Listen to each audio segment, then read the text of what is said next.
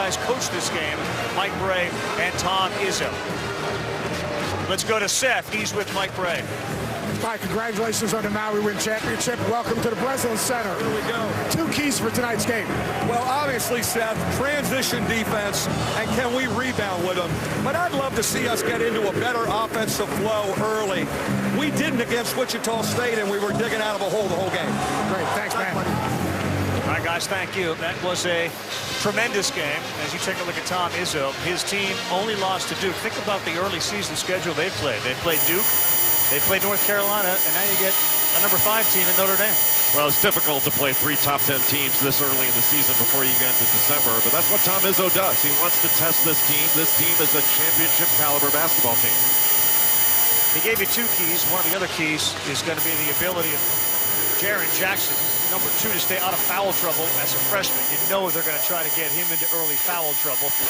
And the tip is controlled by Michigan State.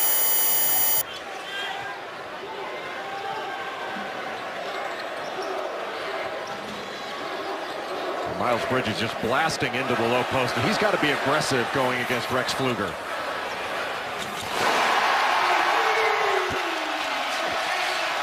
Bridges did a really nice job there of reading the defense when they started to come. Looked like they were going to double. He kicked it out to Cassius Winston, and Winston was ready to shoot. He's in a great offensive rhythm right now. No kid about that. This is Rex Pfluger, not a real threat to score for Notre Dame, but here's that matchup. I mean, if you're Notre Dame, you want Colson to get the ball down low every time here to start? Not every time. He's a stretch 4 now, but you want him to touch the ball. And that's a tough shot over a good defender in Jaren Jackson, who's long-armed and a terrific shot blocker. There's that transition that they said, Mike Bray, we have to make sure we're back for, and Ward is there for the putback. One of the ways, Ravi, that you stop transition is to run really good offense. If you turn the ball over, take a bad shot, that's going to help Michigan State get out in transition. They've got an excellent fast break. Notre Dame wants this to be a half-court game. That's where they excel. Pfluger goes backdoor, tried to dish it to Gebbin, who loses it, and the Spartans will push it again.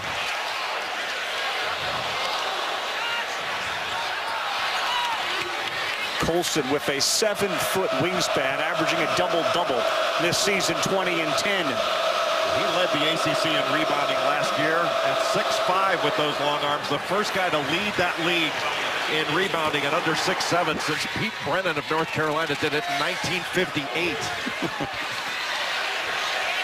Jackson, long 3, and the 7-footer will do that. Rebound up, no. The foul called. And what an effort by Michigan State on the boards.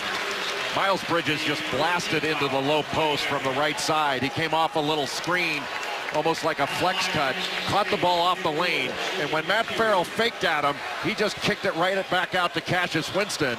And Winston, who has been playing really well on the offensive end. I mean, Michigan State's a good offensive team, but the one thing they have to do is they have to stop turning the ball over. That's become too much a part of who they are in the last 2 or 3 years. They cough the ball up too much. The development of Cassius Winston will help prevent that because they have good players. They have great players. That's not the issue. And it's not just Cassius Winston, it's everybody. You know, that's a team thing. I mean, right now, Michigan State, they're at a -3 in turnovers against their opponents, and they're turning the ball over almost 17 times. And that's not just balls that are passed to the other team. That's offensive fouls. That's just wasted trips down the floor where you don't get a shot off. But it's mostly ball security. Yep. Here's Colson working down low. Tough shot, and it's blocked by the freshman. Alley-oop, Bridges! What a sequence for the Spartans.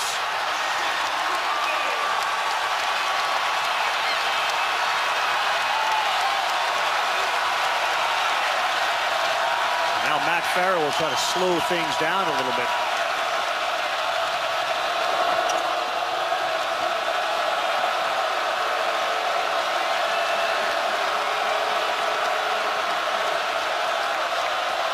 Pfluger launches a 3, and how about it?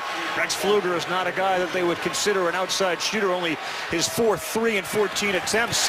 The transition defense, not what Mike Bray wants. Another quick bucket. Well, and that's after a made field goal. But Rex Pfluger is a good shooter. He's just streaky. He's been off to a bad start this year. But Notre Dame, they ran really good offense there, Ravi, after they got down, and momentum plays. But right now, Matt Farrell a little frustrated after he turned that ball over, and a big foul to keep from giving up another transition basket. But what a great block here by Jaren Jackson Jr. Gets the ball out quickly, and then Cassius Winston looks up immediately. And look, Nick Ward was going for that ball, but it didn't matter because Miles Bridges was miles over the rim. Yeah, Bridges just blew up Ward, and now he sits down. You know you can dunk when you dunk over the other team and your own teammates. I think he's the best dunker in college ball, and Nick Ward's still laughing about it. I'll tell you, Ward did a great job. When he grabbed that offensive rebound a little bit earlier, he went after the ball out of his area, but this is a fabulous pass. Look, talk about above the rim playing. Gavin Schilling, who missed all of last year with a knee injury, now in, and he is a huge presence for Michigan State. Gavin Schilling is built like the Terminator. It's ridiculous. Bridges three. Got it. What a start for Michigan State. Ravi, this is the Miles Bridges that Tom Izzo wants to see more of. After the game against Duke, where he had only 3 shot attempts in the first half, he watched the film and sent a text message to Tom Izzo saying, "I will never be that unassertive again." Open three, and that goes down, and he has become, TJ Gibbs, a much more important part of this offense scoring-wise, of course, with some of the guys that left. But he's averaging 15 a game. We had 3 straight 20-point games at 21 against DePaul. He had 26 against LSU. Little 2-3 zone right now for Notre Dame, and got the turnover. And that, Michigan State turned it over quite a bit against Duke against the 2-3 zone. That's a bad turnover. And that's not a great shot from Farrell here. And here comes Michigan State. Colson steps in, and he had it go off his hands. Some of the coaches for Notre Dame said we got to weather the first 4 or 5 minutes. Well, it's been quite a storm. 14 quickies for Michigan State. When we come back, we'll go 94 feet with Cassius Winston. That's coming up. What an honor.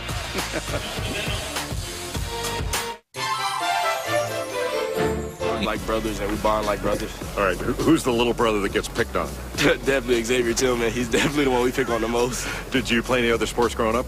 I played football for about 3 weeks.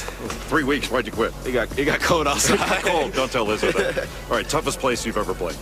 Probably at Michigan. We played there last year. It was tough. What do you do for fun? Watch movies. It's my favorite thing to do. You go to the movies or Netflix? Netflix for sure. Netflix wants to stay home. Cassius Winston, 94 feet. When he's not watching Netflix, he's reading books. Cassius reads about 1 book a month, non-school related. Had a chance to go to Harvard, too, when he was accepted into the Ivy League school, and instead opted here. How about it? Matt McQuaid steps into the game. They are killing them on the glass. 6-1 now. They've out-rebounded him. Well, that's a set that Michigan State runs, and they had it overloaded on the left side. When the ball went back to the right for that shot out of the corner, Michigan State had more rebounders than Notre Dame had people to block them out. Pfluger once again, backdoor, tried to flip it again for the second time. Had that pass deflected and picked off.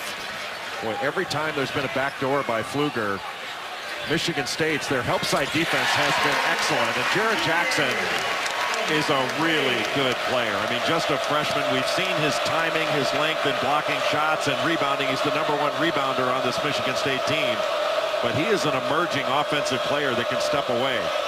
He's just scratching the surface of how good he's going to be. Gibbs, a little bounce pass to Colson. That's denied by Jackson.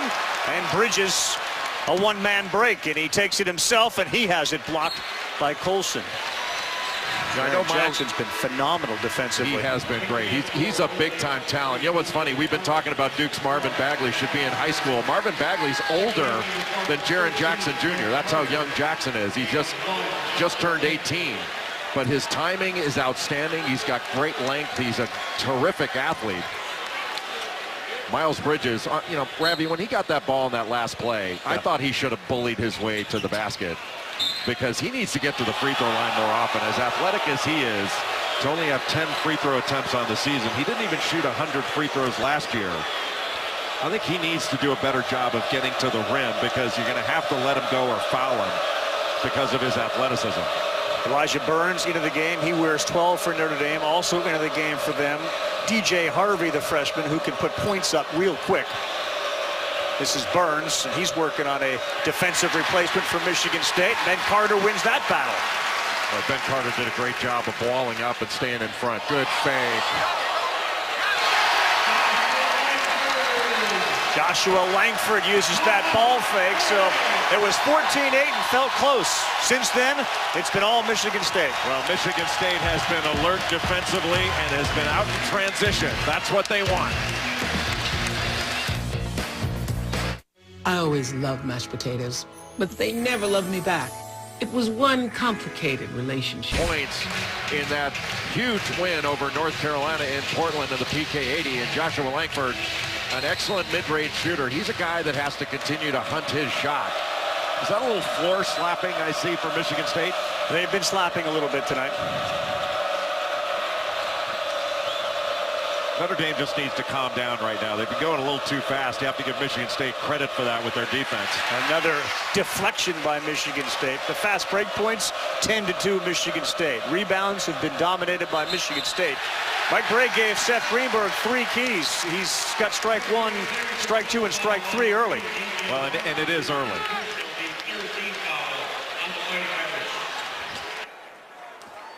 Rebound the basketball, and they had to get off to a good start. He's 0 for 3. They've got to move the ball and move people a little bit better and make Michigan State guard, and Josh Langford has gotten off to an absolutely terrific start. Well, he fires again, and Langford bangs in another one. Third field goal of the night. Well, that's the mid-range jump shot, and he did that by coming off that screen and curling it under control. Got a terrific shot fake. 22-8. Colson has been unable to get anything going inside. He's now guarded by Schilling, and he's fading away, and he can't get it to go, and there's nobody on the offensive glass. Well, anytime you play Michigan State, the game plan's the same. You have to get back in transition.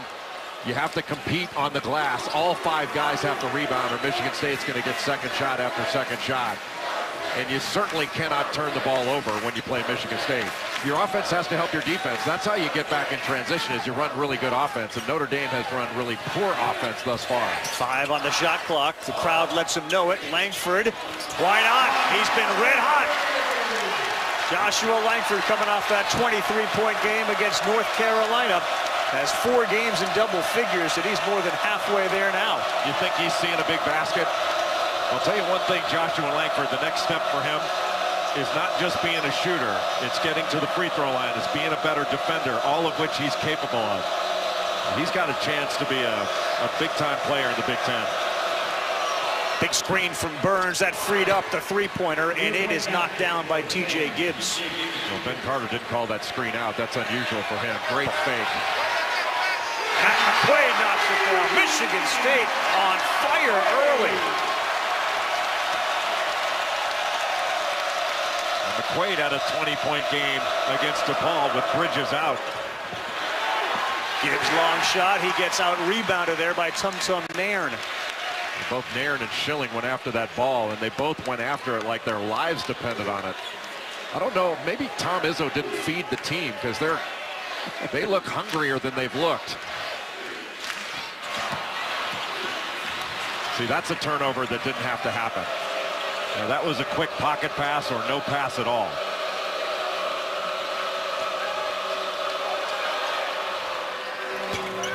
Back-to-back empty trips on missed three-pointers. That one a long effort from DJ Harvey. Second unit's been very good for Michigan State.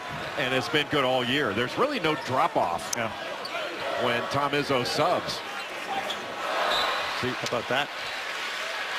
Back-to-back turnovers. Mentioned Joshua Langford, the sophomore, 6'5", 210-pounder, averaging 13.7 a game. Already has got 8. Curlin the double screen, under control, and knocks down the mid-range shot. Huntsville, Alabama.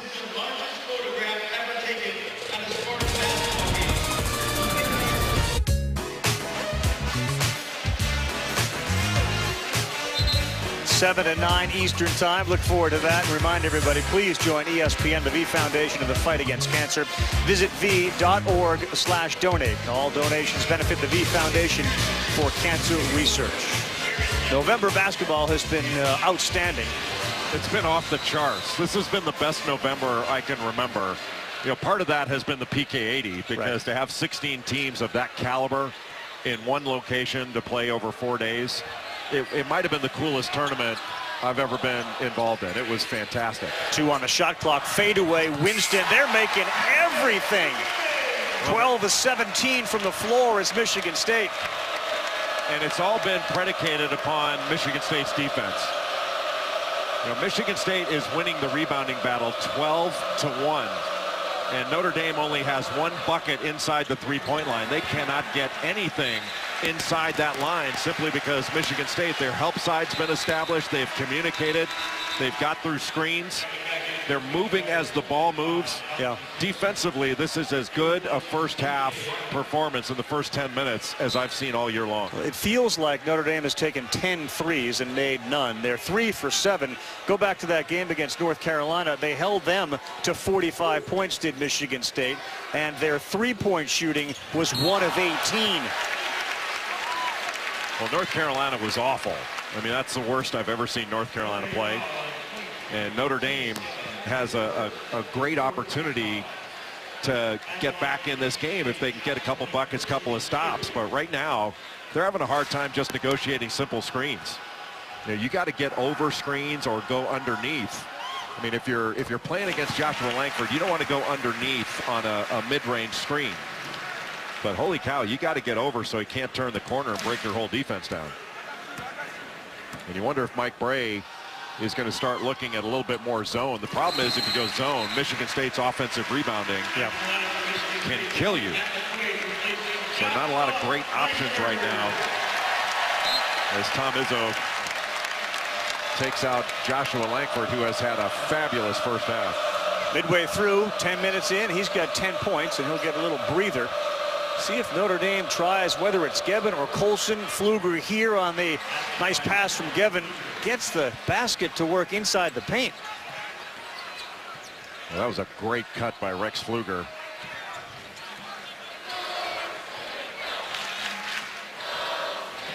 See, this is more Notre Dame's tempo, where it's more of a half-court game. Ward, no good. Rebound there, and it's going to go off of a flying Jaren Jackson. Talked about Cassius Winston at the top. Tom Izzo, we're not comparing him to Magic Johnson, but he did say Magic always talked about point guards who have eyes in the back of their head, and they have that sixth sense, and that's what he thinks Winston possesses. Well, there's no question. I mean, this is the second year in a row he's led the Big Ten in assists. That there are a lot of players that look, but not many players see. And he can see everything, and he sees a play ahead. Back-to-back efforts. They go back inside. Gevin can't get that to go with his left. And now Michigan State will try to run again. Jackson Jr. No on the 3. Ward, that's going to be a push-off and an offensive foul on Ward. We've talked about this great November basketball. Saturday, we got more of it. Doubleheader ESPN, 3:30 Eastern. The Wildcats of Kentucky hosting Harvard at Rupp Arena. Jay will be there. And then Kansas and Syracuse square off in the 3rd annual Hoop Hall Miami Invitational. Both games streamed live on the ESPN app. We talk about what feels like a contrast in styles. Kentucky and Harvard. Yeah, Harvard's got a good team. Bryce Aiken averages about 18 points a game. You know, Kentucky's better. They're way more athletic and way bigger. But Kentucky's starting to play much better. And when they get their entire roster healthy, Kentucky's going to be good. Aren't they always? Is this a little bit different Kentucky team maybe than we've seen? They don't have as many lottery picks as they have had.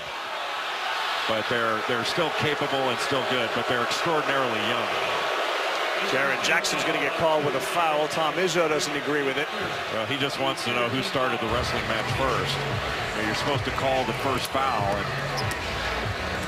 I don't think the referees were looking right at it, so they're going to call it more often on the defense. Kevin, he's able to get behind Jackson, and he flushes it down. So they cut it to 31-15.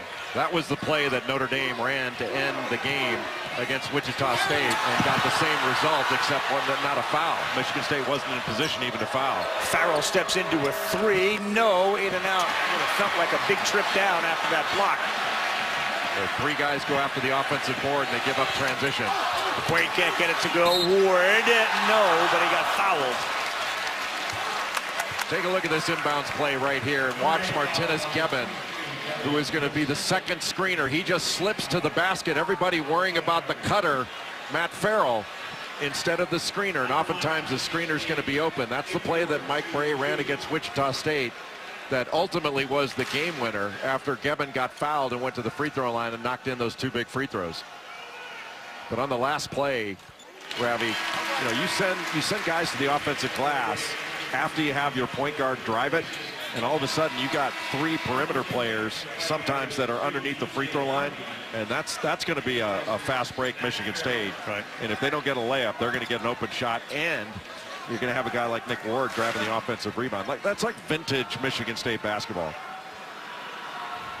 Jay made the comparison. Miles Bridges hasn't shot many free throws, only 10. Nick Ward now has shot 30 this season. And that might even be low. I mean, Nick Ward's only playing 18 minutes a game, and that's got to get up too. But that's all a function, I think, of his ball screen defense, and at times he winds up coming out because of that. Gibbs drives. That ball is blocked. I think the third block so far this game for Jaren Jackson. That's called rim protection, Ravi. Rim protection. Jaren Jackson Jr., the long arm. With Jay Williams, I'm at Namvura College Basketball Studio update. West Virginia and NJIT. Javon Carter the steal and Daxter Miles laying. First off, that was a foul. They should have called that. NJIT plays a Princeton-style offense. They're not forcing too many turnovers. West Virginia. That's why they're having a difficult time scoring. 25-20. Ravi, over to you. Well, the numbers certainly indicate why Michigan State has a 33-15 lead. 13 points in transition. The field goal is 5 for 8. They have made twice as many field goals. Sponzie Colson buries one here out of the break, but all the factors that Mike Bray indicated we needed to have go in our direction haven't. There's a turnover, and here's another chance to cut further into it. Gibbs challenges Jaren Jackson Jr. That's going to be his second. Mike Bray puts his fists up like, yeah, that's what we needed. Well, taking the ball to the basket hard, but you have to think that Tom Izzo is upset with his team as well as they've played. And Michigan State has played really well. I mean, they're leading in second chance points 8-0, points off turnover 7-0. Michigan State has turned the ball over in this game 4 times already. And they haven't been, good, what I would call good turnovers. They've been unforced, and that was an unforced turnover by Cassius Winston. Just a lazy pass got picked off. And you're giving Notre Dame a chance to gain some momentum. Jay, 83% free throw shooter. Go ahead, Seth. Yeah, Jay, don't you think that play was a microcosm of the problems they've had early in the season in terms of making careless passes, not being strong with the ball, and not making just good decisions? They've got to take care of the basketball tonight and moving forward if they're going to be the team people want them to be.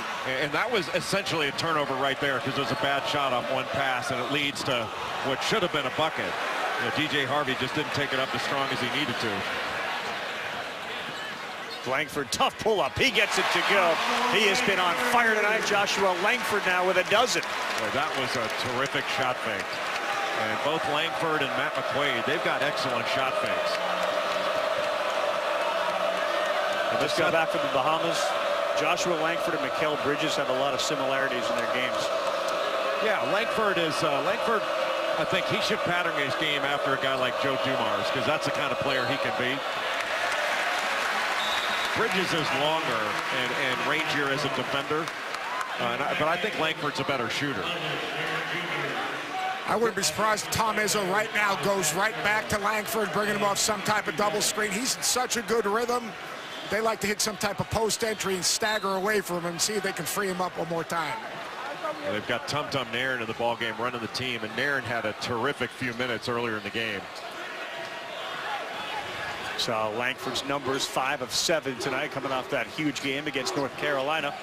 The ball's got to go inside. Tillman was wide open. How about that, though?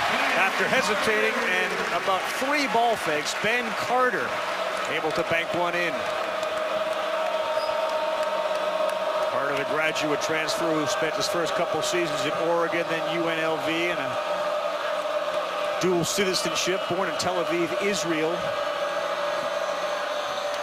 That ball deflected out of bounds, I thought, off Michigan State. It will stay Notre Dame's ball.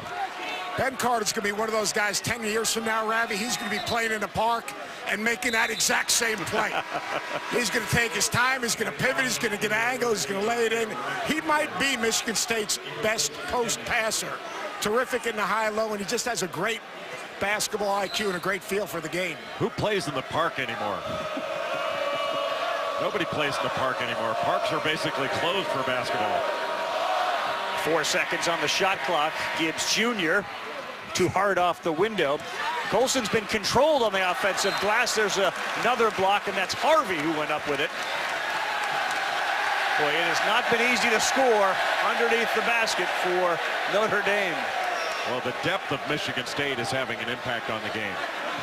And Tom Izzo just is able to shuttle players in and out, and they play in spurts, and they can play hard in spurts.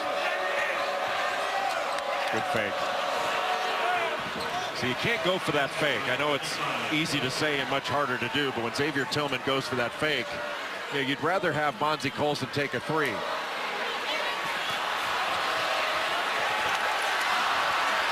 After 2 misses, the tip-in is up and good. Xavier Tillman into the game. To Seth's point, really good interior pass from Carter to set him up. He was set up so deep. Well, yeah, he ran right to the rim. And that's what Michigan State does with he and Nick Ward. Their 5-man runs right to the rim and sets up for early offense there. Colson looks up at the shot clock. 5 seconds, a fadeaway 3, and another empty trip. Pfluger got clipped in the mouth there by Carter. Boy, this has been as impressive a first-half defensive performance as there has been in college basketball this year. Can't go under. Went under, rare miss for Langford. Carter almost had that, the way things have been going, almost knocked that into the basket. 19-point advantage. Michigan State came out on fire and have not looked back.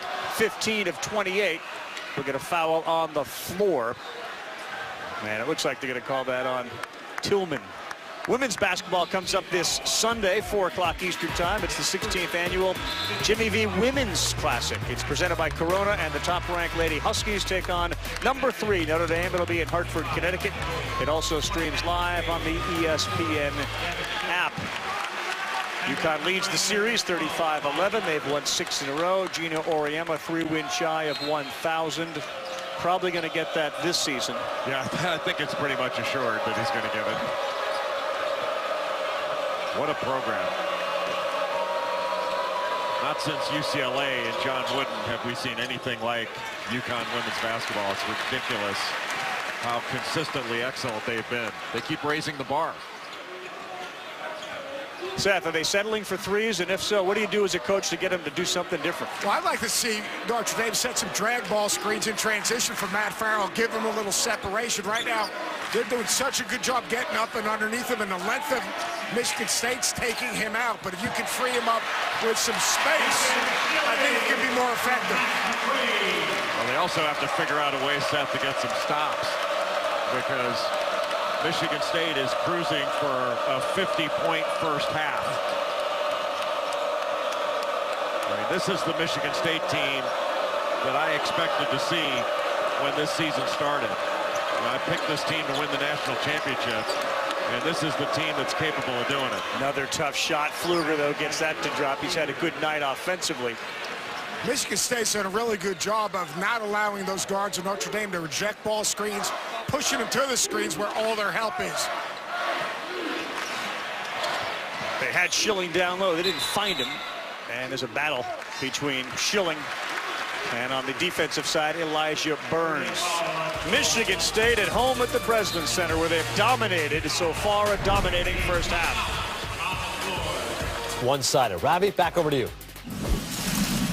Hi, guys. Thank you. Seth just reported he doesn't miss you the way that you miss him. I'm not sure what that means. You're watching the Big Ten here on ESPN and Breslin Center. We haven't seen a top 5 matchup between these two teams, both in the top 5, since 1979. That was an Elite 8 game. Magic Johnson went double-double in that game. Yeah, that Michigan State won the national championship. Judd Heathcote, the great Judd Heathcote. Miles Bridges fade away and it drops. He re-injured that ankle a little bit when Tum Nairn hit him over in the far corner. But Miles Bridges looks awfully good and awfully assertive. Matt Farrell has been unable to get on track. He's been sick the last couple of days, and perhaps he's feeling the effects of it. That's a play they have tried 3 times, and 3 times they've lost the ball.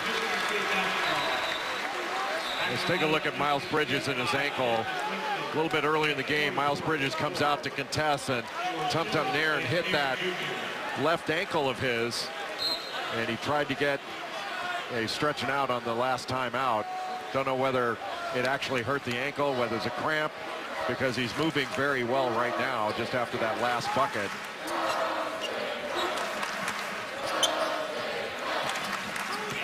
Kenny Goins, 25 into the game. He has the ball there, top of the key, and he'll launch. He can't get it to go. Another offensive rebound, but it's thrown away. Goins back after being out for several games. Gives Michigan State even more depth. When Michigan State has received quality contributions from every player that has hit the floor in white. Tum Nairn has 4 assists, played really good defense when he was in there. Here's Bonzie Colson taking it into the paint with a little jump hook.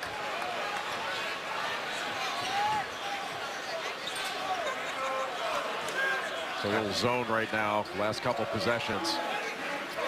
Trying to match up out of it.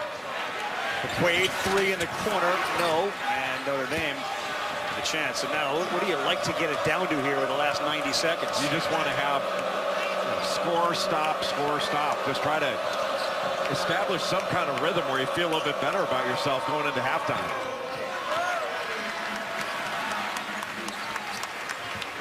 Colson, 3 of 9 from the field so far, and a 43-24 lead for Michigan State. Look for Michigan State to try to get some type of post touch against this zone offense. They can't settle just to shoot a 3. They did, and another offensive rebound. Bridges passes to Cassius Winston. Money. It's amazing, Ravi. After an offensive rebound, that's by far the best time to shoot a 3. Now, Michigan State has dominated every category of this basketball game, every single one. It seems simple, but when they get it inside the paint, they tend to score. Tom Izzo looks like, I don't know whether he wants a timeout, but Kenny Goins thought he'd wanted one. He's walking over to the bench. I think Kenny Goins knew what was waiting for him at the bench.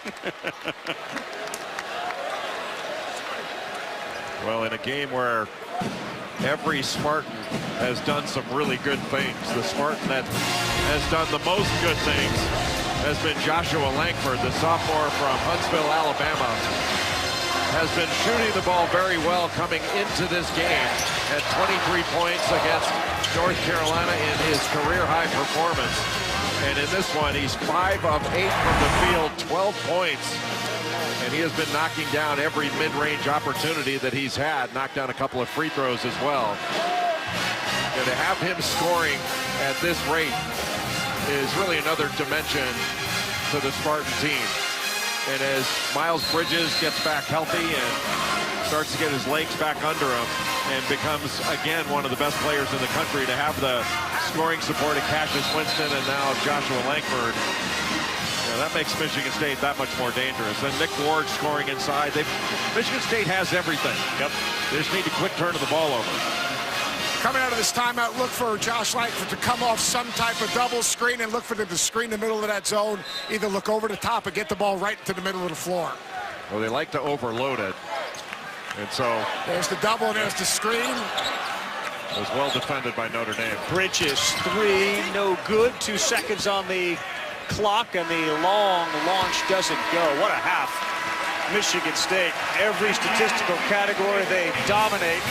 All they didn't do well was shoot threes. They made only 4 of 13. But boy, JB, you mentioned the total team effort.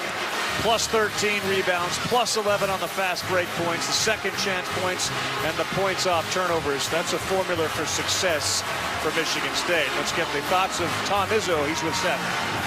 Tom, it's a lot more enjoyable talking to you now with a score like this than normally, but what are you going to tell your team? You played about as well as you could play in the first 20 minutes. But remember, we're shooting 65%. They've narrowed it down. They were shooting in the 20s. They built it up. I thought we took some poor shots there in a stretch. I didn't think we executed well. We gave up our principles here of not letting the guy get to the outside. So we did a pretty good job. But the last 8 minutes, we didn't play as good as the first 12. How about the zone? They zoned you the last 2 or 3 possessions. Probably they're going to come out and try to play some type of zone. What are you going to try to get done against them? Well, we're going to get to the middle more, you know, which we did a few times. I thought we settled for some threes. We didn't have to. We're going to try to pick the zone, get in the middle. We had Jared in there. We're getting in the middle and picking it apart. We got to get back to that. Great. Thanks, man. Notre Dame shoots 37% from the floor. Michigan State, 52%. Big lead at the half. We send it back to Adnan and Jay Will in the studio. All right, Ravi, thank you very much. It is indeed. In the Big Ten ACC Challenge, which has been dominated 11-2 by the ACC, but this game has been dominated by Michigan State just about every category. Seth Greenberg joins Jay Billis and me in just a moment. They did literally, was it everything right versus everything wrong? What was the combination here? No, it was everything right and everything wrong. But really what Michigan State did is they played 5 as 1 and punched Notre Dame in the mouth from the opening tap. And they just kept going. Now, it wasn't perfect, but they defended 5 as 1 and sent 5 guys to the defensive glass, and then they ran the floor really, really well. They guarded ball screens well, but I think they established their rhythm on defense. We always talk about offensive rhythm. They established it on defense. Our assist of the game brought to you by State Farm is off the block, the alley-oop, and watch what happens to Nick Ward. He got blown up by Miles Bridges. Well, Nick Ward thought the ball was for him. He didn't realize that Miles Bridges was coming over him. And the transition offense that was set up by the excellent defense of Michigan State, that was really the story. You know, Michigan State able to score easy baskets, get them up and down the floor because they defended at the highest level in the first half. And in the battle of point guards, which we talked about at the top, Matt Farrell hasn't played great. He's 0 for 3, no points. Meantime, Cassius Winston 3 for 3. And 3 assists. Colson's first shot, and that was contested, and it's an air ball. Looked like it was blocked by Jaren Jackson Jr. That would be his 4th block if he gets credit for it. Jaren Jackson, that looked like it was a charge. Gebben set his feet. Let's get Seth's thoughts on the first half. You know, when I look at Michigan State's defense, you talk about 5 playing as 1. I think they've done a great job defending ball screens, and what they're doing is something a little different. They're forcing the ball to the screen so that Matt Farrell can't reject that screen, get baseline, and start slinging that thing all over the place. Their ball screen defense has been terrific. Well, when anytime, as Seth knows better than anybody, anytime you defend a ball screen, it's not just the guys involved in the ball screen action, it's all 5 defenders on the floor. And Michigan State's help side has been excellent. They've talked at a high level and communicated. And everybody that's come in the game has played well. Pfluger launches a 3, and he gets that to go. Interesting statistic. I don't know if you saw it, Jay, but that's the second largest deficit that they've had in the last 10 years. Well, Notre Dame has the ability to make a comeback because this team can score. Good pass. Gebben an easy layup, and 5 quickies. Notre Dame trying to establish a little bit of rhythm themselves. That's what basketball is all about. It's a game of rhythm. You establish yours and you disrupt theirs. But already in the second half, Notre Dame has competed better on the glass. They've accepted the physical challenge. Then off the ball screen here, forcing them to it. But just a quick roll, and Miles Bridges not in the lane to pick up the roll. He's got to be there to pick up that roll. Jackson Jr. goes to the bench, that defensive presence. He picked up his 3rd foul here. Notre Dame has chipped away a little bit here in the first couple of minutes of the second half. Notre Dame in a horn set. Nice throwback. No friendly roll for Bonzie Colson, whose shooting struggles continued. Well, he hasn't had many open ones. That was his first open shot. Anytime he's had Jaren Jackson Jr. on him, he's had a 7'4" wingspan to shoot over. Well, good job by TJ Gibbs to get back around in front as Langford curled that screen. Good move inside there. The big fellow with Jaren Jackson on the bench. Nick Ward goes to the left. Well, you have to really sit on his right shoulder. Nick Ward is left-handed, and he wants to get to that left hand. Great cut. Farrell, tough in traffic pass. Colson will not get that to go. They're going to call the foul on Carter. Well, Nick Ward, anytime he catches the ball in the paint, it's over. This one he catches outside the paint, and Martinez-Gebben lets him get to that left hand and get into the middle of the lane. And once he gets a piece of the paint, it's over. Field goal percentage for Nick Ward always high, about 67%. He's got 8 points tonight on 2 of 3 shooting. Point guard switch, Tum Nairn in.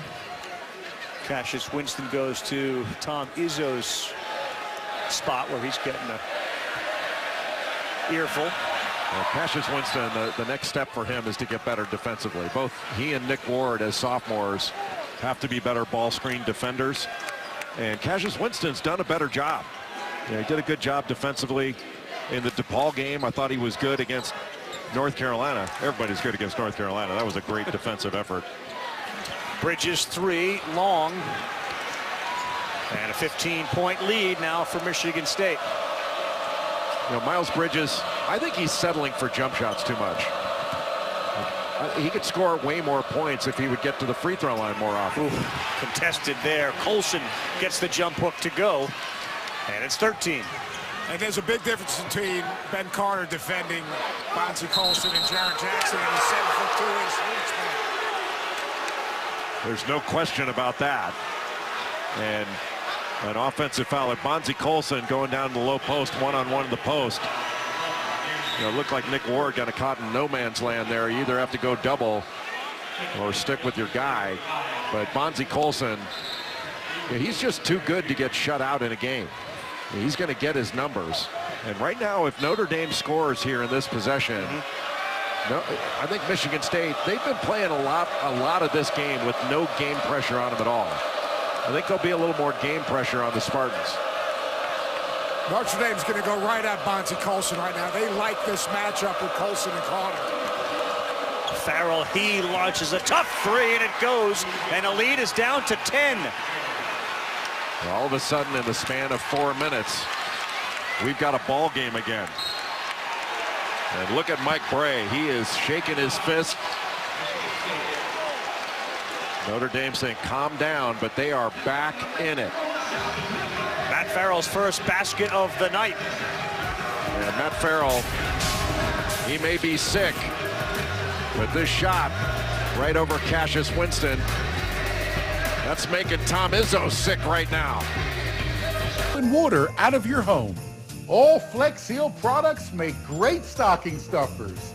Imagine everything you could do with the Flex Seal family of products. 20-point halftime lead down to 10.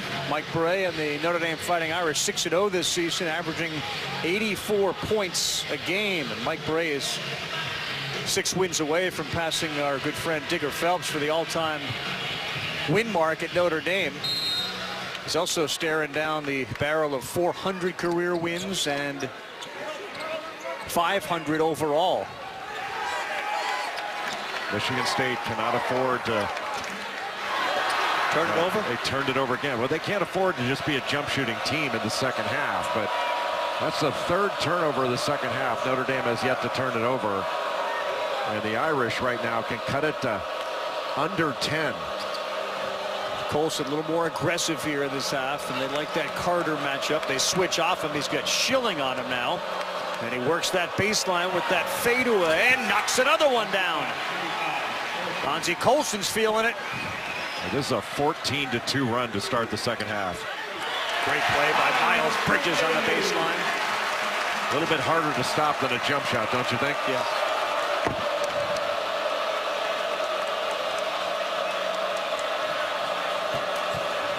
Good pass. Colson, almost an impossible angle. He can't get it to go. There's Bridges driving to the hole again. Blocked from behind. No foul called. Schilling, no foul call. Was that steps? And it was. Tom Izzo's losing it.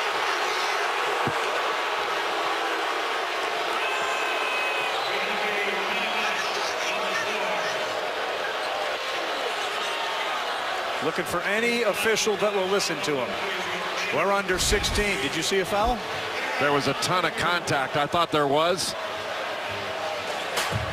Could have been an offensive foul. Doubleheader on Tuesday at the Garden, 7 and 9 o'clock Eastern time. Back here, Notre Dame trying to do what they did against Wichita State and Maui, and that's come back from double digits. We're going to get contact underneath, and a push sends Farrell to the floor. Down by 16 at the half to Wichita State. They won by 1. That was the game. Farrell had a terrific interception late and fed a cutting Bonzie Colson. Felt a lot like the Larry Bird steal to Dennis Johnson. Well, Notre Dame's not going to panic. It's a team full of older players. They're older and focused, and they only have one freshman on the roster. That's DJ Harvey. And it's a team that's been had the winningest group of seniors that Notre Dame's had as far as NCAA tournament success. And they've already had 7 NCAA tournament wins, this group. Austin Torres into the game, number 1, as that shot from Colson didn't really draw anything but the backboard. There's a steal by Colson. He's got Farrell ahead of him. And Farrell lays it up and in. So another turnover, and the lead is down to 8. A turnover and a steal by a big man on a point guard. You know, Cassius Winston just wasn't strong with the ball. And Bonzie Colson, who averages close to 2 steals a game, he and Farrell lead this team in steals. And that's as easy a basket as you're going to give up. Langford 3. Got it. Nothing but net. TJ Gibbs went under that screen. You go under. And Joshua Langford in such a good rhythm. He's going to pull the trigger on that. That was a huge shot for Michigan State, who has been struggling to start this second half. Langford's got 15. Pfluger bounces it. Torres lays it up with the left hand. Boy, what a beautiful ball screen action and a fantastic pocket pass by Rex Pfluger. Pfluger's had a terrific game.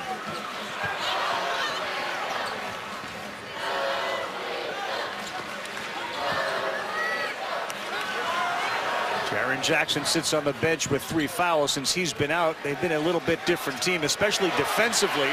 Carter looking for something to do with it. Picks up the rebound, and he got fouled on the ground, and they'll give him 2.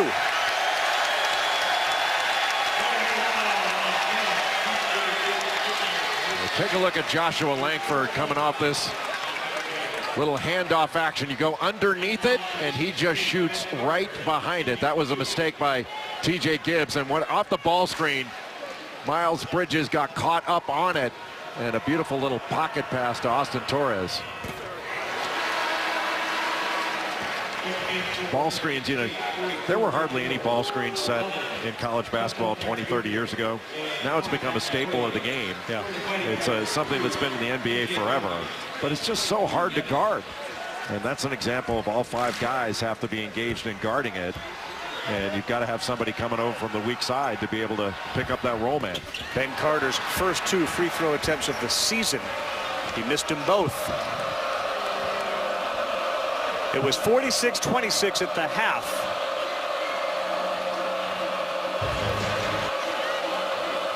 Notre Dame doing a better job of keeping the floor spread. Farrell got it. Matt Farrell's woken up the second half. Boy, that was absolutely beautiful. Just shot right over the smaller Tum Tum Nairn. And now it's a rhythm of Notre Dame. It's been a half-court game in the second half. No runouts. Notre Dame's not turning the ball over.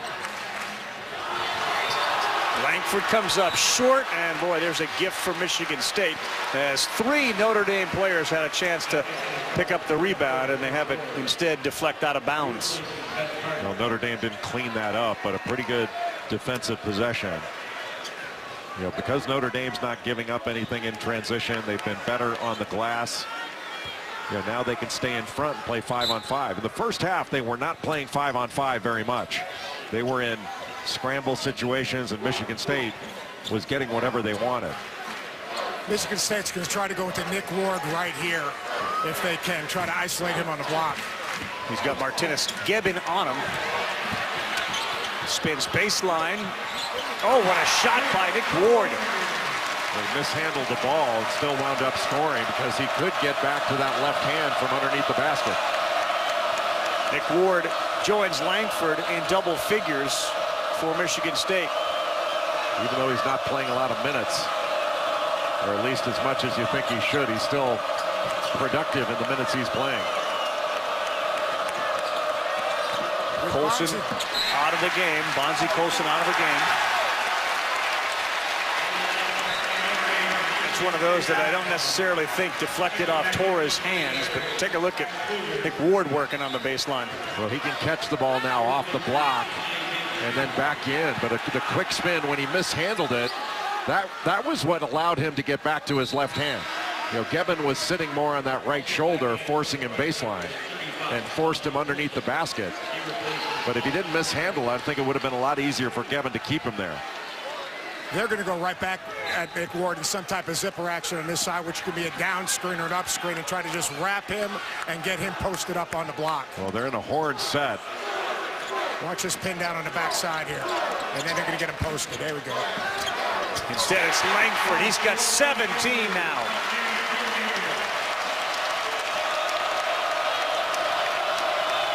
The lead back up to 11.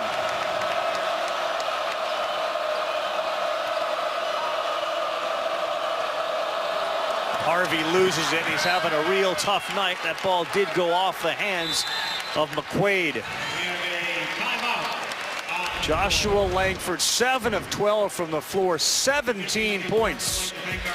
And he has kept Nook covered up, but he was not gonna do that without that. Every man in America owes Mike Brey a tremendous debt of gratitude for allowing us just the thought that we could dress down at a basketball game and be comfortable. And I think actually the start that Notre Dame got off to in this game could be a result of Mike Brey going back to the suit and open collar instead of going all cash again. I mean, it's not a question of being superstitious, but why risk it? Yeah. I mean, I thought he was going to come out in pajama bottoms and a t-shirt here, and I think Notre Dame would have been in a better offensive rhythm out of the gate. It'd be hard to argue that point. And they haven't lost. Obviously, they go down to Maui and sweep there. It's also like going to be 25 degrees tonight, but inside this building, Michigan State was the team with a red-hot temperature early. Little struggle here in the second half and a turnover as Colson deflected it. Farrell and Pfluger will slow it down. Well, I have no idea why Gavin Schilling was dribbling the ball out front. I mean, that was a turnover just waiting to happen. Cross-court pass, and Schilling makes up for the turnover with the interception. Ward had great position, and he couldn't get the bucket. A terrific catch. Pfluger in rhythm, knocks down a three, and that is a big one. Well, Rex Pfluger is such a good guard. He's a good guard rebounder. He's second to Bonzie Colson in rebounding on this Notre Dame team. Physical on defense, he can drive it, but when he starts hitting shots, now he's seeing a big basket, and both he and Matt Farrell are fearless players. Jaren Jackson ready to come in. We're going to get a foul on Pfluger as Bridges and Winston also prepare to come in. Remind everybody, Saturday, Harvard and Kentucky. That's right, Saturday, 3:30 Eastern Time at Rupp Arena. The Jay Billis Palooza continues. And then the Miami Invitational. So you're not going to do Kansas Syracuse, or are you doing that too? I can't get there in time. But Kansas, 5 starters averaging double figures, and Svi Mikhailuk leading the team in scoring. I'm not sure how many people would have predicted that before the season, but Devontae Graham just coming off a 35-point game. Not a lot of depth for Kansas, but they'll probably win the Big 12 again. Foul on Austin Torres there. Body to body. Prior to the stop, Notre Dame foul on 1, Austin Torres. So for people watching at home, if you're Torres, how do you defend that in a sense without fouling? Well, you can't just throw your chest into Nick Ward. You got to wall up. Yeah, he did a good job making him catch it off the lane, but you can't get stuck behind him. And right now, they're going one-on-one in the post. No basket. No basket. I think Notre Dame's going to have to think about sending a second defender at Nick Ward if he's going to catch it that deep, because Ward is stronger than Austin Torres and he's bigger. You know, how do you keep that out of the lane? They just showed it on the big board here, and it looked like he was subsequently fouled on the shot as well. How about the inbounds pass, though, stolen by Colson, and the lead is 8. Gibbs wants to drive. He got blocked from behind, and Michigan State possession. Well, not a great decision by T.J. Gibbs. Went right into a set defense. Great move. Jackson Jr. gets it to go. His third 3 attempt of the night. And Jaren Jackson Jr. is a 6'11 guy. He's not afraid to launch a three-pointer. He has done it a bunch now, 21 times this season. When you're down and trying to make a comeback, you can't have empty possessions like Notre Dame did on the last one. Colson, tough shot. Jaren Jackson changes things when he's in the game. Colson tries again, and Jackson, late call. And the crowd here didn't like it. Well, he got him on the arm. He brought that arm down and just got him on the hand. It wasn't much, but it was enough. See, did you see how he hit his hand there? I mean, that was a foul. But he's done such a good job. I mean, with his length, just making Bonzie Colson shoot over is enough.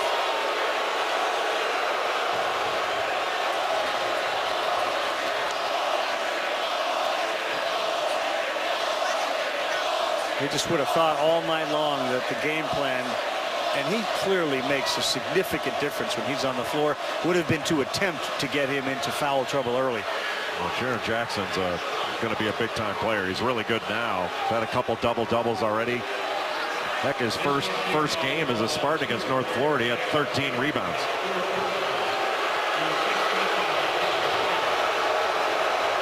After the first free throw, he'll come out. That's the 4th personal foul on Jaren Jackson Jr. as Colson makes the first. Yeah, there is so much time left in this game. This is kind of a little bit of a dilemma for Tom Izzo. He likes Ben Carter in there offensively as a high-low passer with Nick Ward, but on the other end, he'd much rather have Davin Sylvie in the game because he's their best ball screen defender and a bigger defender on Bonzie Colson. Be interested to see if they go offense-defense as much as they can, because I think that they will go to Bonzie Colson against Carter. Well, they're going to need, Michigan State is going to need to keep scoring and be more efficient on offense because Notre Dame is capable of scoring points. Bridges got fouled. He doesn't get it to go. That was unusual for that was a poor decision by Rex Pfluger. You don't want to foul a jump shooter. And Miles Bridges, getting to the free throw line really for one of the first times in this ball game. Actually for the first time, and he got there on a jump shot, not on taking the ball to the rim. Bridges been dealing, Jay, as you know, with a bad ankle. He missed that DePaul game. He's about 85%. Notre Dame going 2-3 zone that last possession. It'll be interesting if they stay in that and try to make Michigan State make some jump shots. Well, Michigan State's been taking jump shots in man, so I don't know why it may be any different. The problem with playing zone is cleaning up the glass. I mean, that's going to give Michigan State a few more free runs to the offensive glass. Colson wants this matchup with Carter. He pulls up, but a fadeaway comes up short. Good screen by Ben Carter in transition. When Notre Dame go in zone, it is a little bit harder for them to get the ball to Nick Ward on that block, especially the right block where he likes to catch it. But it'll be interesting to see what Mike Brey does if he wants to stay with this, and feels like it's a better way to get the ball to Nick Ward's hands against this lineup. Langford was open in the corner for a 3 before the foul was called. And one of the reasons Notre Dame goes to zone is it keeps Monzie Colson and Matt Farrell in the game. He's got to give them a little bit of a break. They can't be guarding ball screens all game long. They'll get worn out. There's still a long way to go in this game. And you don't want to take your players' shooting legs away from them when you don't have to. Long shot, and it is off. The rebound to Martinez Gebben. And both Carter and Langford were there for an offensive rebound. That was a heck of a rebound by Gebben. Gebben played in that World University Games competition, took the gold medal, beat Purdue in that gold medal game. Farrell, impossible shot. And Gebben battles for it, but it's Michigan State who comes up with it. Well, that might have as well have been a turnover. Langford contested, no good, and Gebben kicks it out to Gibbs. The 2-on-1 goes away. Bridges, no foul.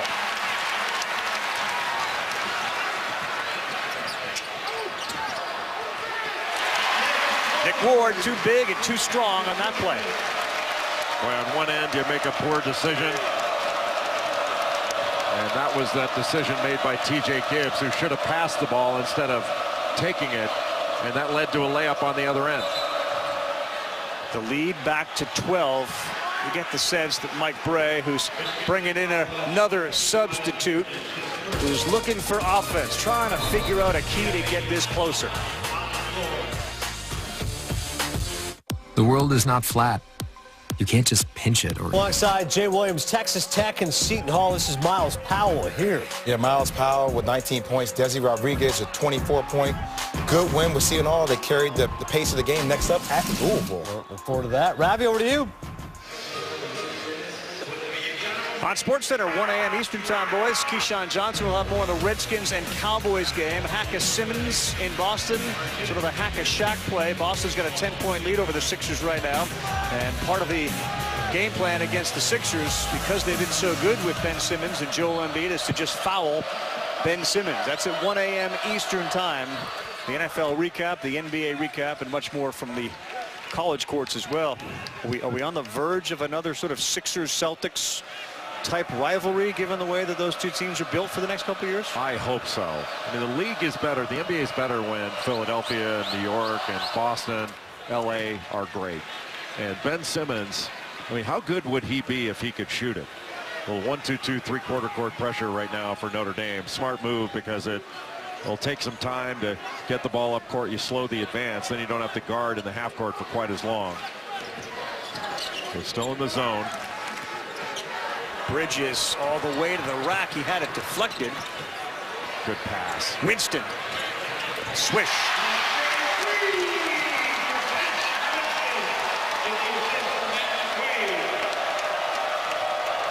The lead extends to 13. Cassius Winston now into double figures.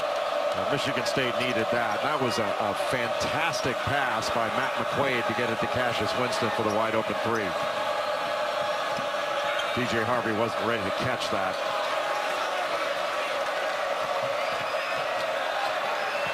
Harvey, who can score, is 0 for 3. Fleur got his man in the air, didn't jump into him to try to create a foul, and instead missed the 3. Alley-oop. And Miles Bridges sends it down to grow the lead to 15. Tom Izzo's pumping his fist. That's more of what we saw from Michigan State in the first half. When a bad shot is taken, Michigan State punished Notre Dame on the other end in transition, and there haven't been many transition opportunities in this second half. But one thing you know for sure, I mean, Cassius Winston knows you throw that ball anywhere near the rim, and good ankle, bad ankle, one leg, two legs, Miles Bridges can go up and get it. He is the definition of an above-the-rim finisher. Miles Bridges, a Player of the Year candidate, an All-American who left home after his sophomore year in high school, much to the protest of his mom and his sister, who was crying profusely and telling Miles he was making a terrible life decision. He went off to Huntington Prep, and he grew up a great deal. And as a result, in hindsight now, he likes to go and say, see, I did the right thing. And now he's back in his native Michigan playing for the Spartans. Out of that break, Farrell buries a three. You can't leave Matt Farrell. You have to be there on the catch, move as the ball moves. And, you know, that ball just went around the perimeter of Michigan State's defense, and you can't catch it in any better rhythm than Matt Farrell caught it. Bridges feeling it, dumps it down to Tillman. Will get a block, so he'll go to the line to shoot 2. Bridges kind of got stuck up in the air, Jay, and he had a release valve there at Tillman. Well, he made the right decision in passing it. Tom Izzo not real happy with Cassius Winston. And I think that's the next step for him, don't you think, Jay, where he can stay engaged defensively, move on the air time of the pass and get to shooters and understand scouting report? Yeah, just to be a complete player. I don't think there's any question. I mean, he's not been a great ball screen defender. That's been a learning process for him, but he's so good with the ball and so good on offense that you can live with a couple of defensive mistakes. But Tom Izzo, you know, expects all his guys to be locked in defensively. And I think the biggest frustration that Izzo and his staff have had is that, you know, Nick Ward and Cassius Winston are still coming along, but they'll get there. Cassius Winston says in that sort of player profile, the thing that he dislikes the most are people who worry way too much. God, that worries me to think that he's doing that. Gibbs, a lot of dribbling and some good defense by Michigan State. Colson with 3 on the shot clock, knocks down a big 3. Boy, and that's a senior that does not panic. Tell you, Miles Bridges did a great job when the ball went inside. He didn't let it come back out. He stayed with DJ Harvey on the perimeter. Interesting to see when Tom Izzo is going to bring back Jaren Jackson. Well, that ball's 4 minutes left. That ball's got to go inside. So Xavier Tillman was wide open. Colson fouls McQuaid. It looks like he tweaked that right leg of his with that contact, and he's in some pain. There's Jackson on the bench with 4 fouls. And McQuaid will be shooting.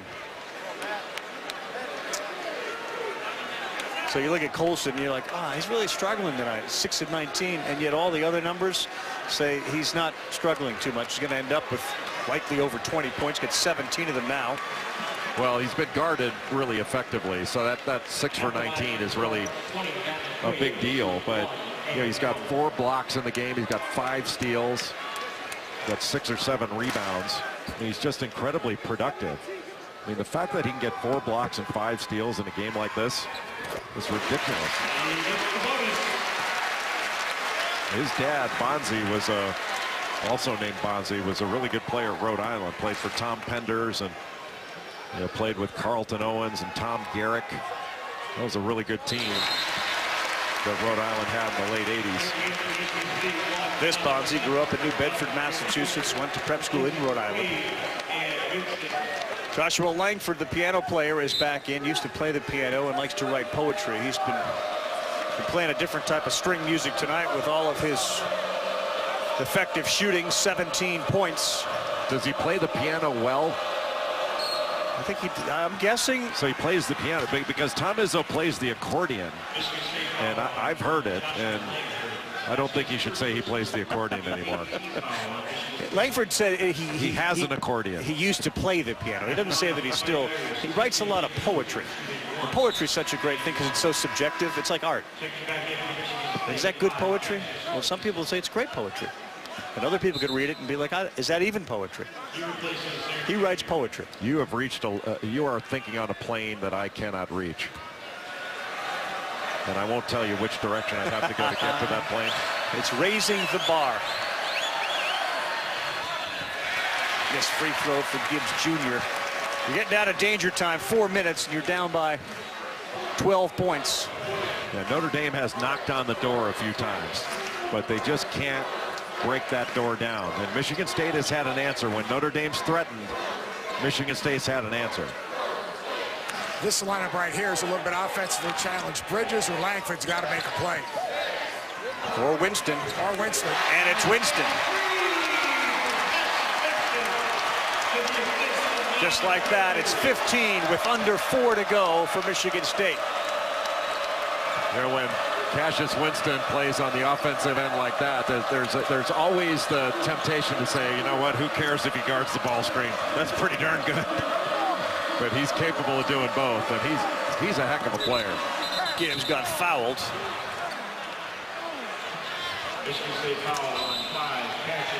When we come back, so we've already done the 94 feet with Billis.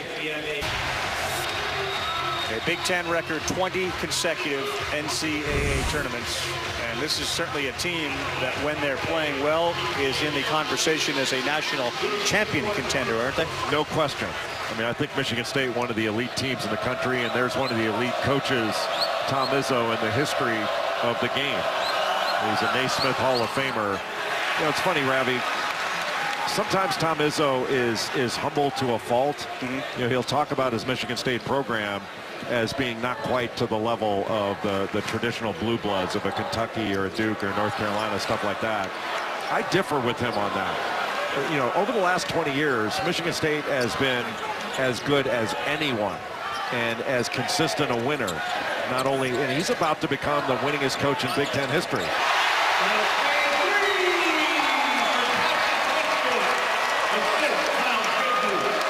Cassius Winston buries another one, and they just ran hard into a Torres pick, and while he's down on the ground, they get the foul on Torres.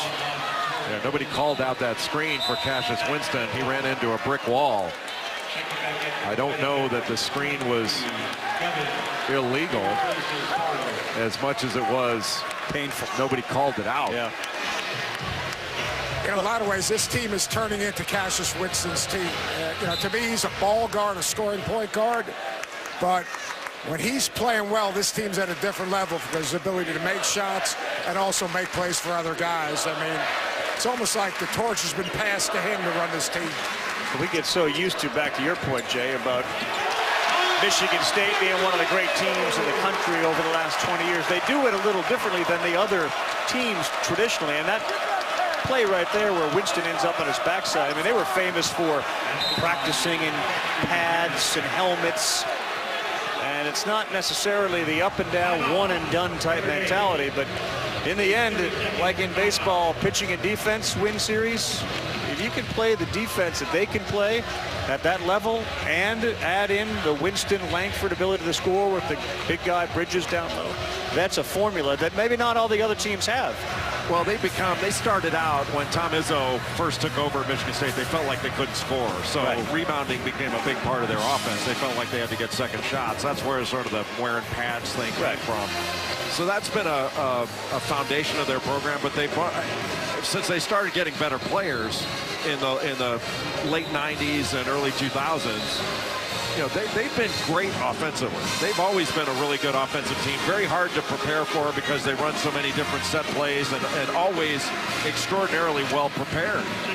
But you saw something in the last bucket that Michigan State made with Miles Bridges in a set that they run was in the middle of the floor and attacked the basket off the dribble.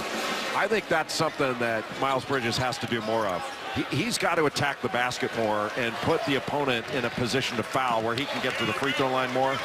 When he's a jump shooter, he becomes a more one-dimensional player, and he's a multi-dimensional threat and needs to bring that, I think, in every game. They're going to run that same set again. So he's got the opportunity here in the middle of the floor to hit the cutters, or he can attack off the dribble. 5 on the shot clock. Winston is going to have to shoot it, and he does. Nearly went in, and they get the offensive rebound. That won't sit well with Mike Bray to see Matt McQuaid come in and pick up an offensive rebound amongst 3 Notre Dame players. Well, the rhythm of this game was established early, and Michigan State delivered several punches to Notre Dame out of the gate. And Notre Dame made it a game in the second half, but just couldn't get over the hump. Michigan State is going to improve to 6-1 and have wins over North Carolina at number 9 and now number 5 Notre Dame.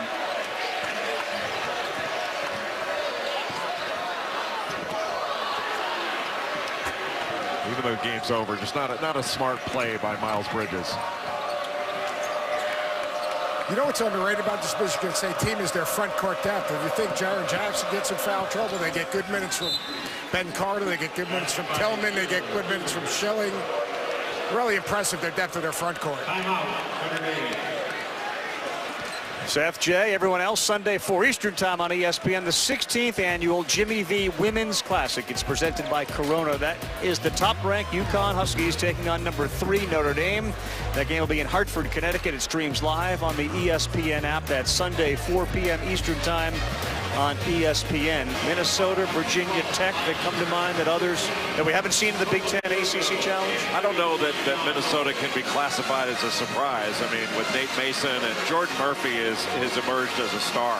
I mean, he's an absolute star. He's had 8 double-doubles on the season. He's leading the Big Ten in both scoring and rebounding, and I don't see that changing anytime soon. I mean, Jordan Murphy, there hadn't been anybody that's been more productive or better. There are players you might say, well, Marvin Bagley will be a better pro, all that stuff. But Jordan Murphy's been spectacular this season. But the big, you do have to say, though, that, as good as Michigan State is, I think they're the best team in the Big Ten. And, Minnesota is a legit contender. I don't think the Big Ten is quite as strong in the middle and the bottom as it has been in years past. And you wonder if that's going to affect, the number of teams that get in the tournament, the seeding. It's a little bit early to go all bracketology on you, but it's, it's interesting. I mean, this result in the Big Ten ACC Challenge is not some crazy fluke. I mean, the ACC is a better league this year. But you put Michigan State in any league, and they'd be at the top of it. They've got a chance to win any league.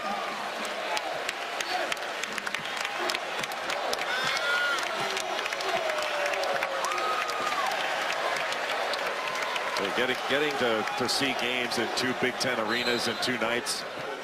Indiana playing in Assembly Hall. That's as loud an arena as I've ever been in. A lot of changes, right, to Assembly Hall? Yeah, they changed out all the pipes. I mean, new floor. Everything's beautiful and sparkling. And that building was opened up, in the 1970, whatever it was. And but these 2 buildings, you're not going to find the Breslin Center and Assembly Hall. You're not going to find 2 better buildings in any league in America. Winston misses, and Michigan State can run out the clock, which will give Tom Izzo in his 23rd season another victory here at the Breslin Center. They win about 87% of the games they play on this floor. You win 87%. You're one of the elite programs in all of college basketball. And that's what Michigan State is. That's what Tom Izzo's built here. Remarkable.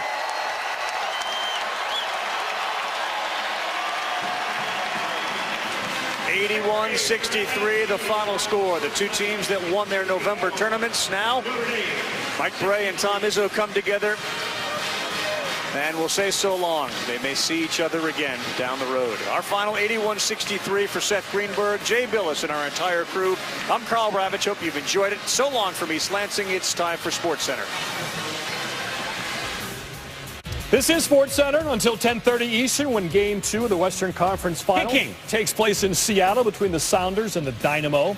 We'll have Tiger Woods golfing. Tiger Woods talking about golfing. Also more on this game as the 2 sides shake hands in East Lansing. College basketball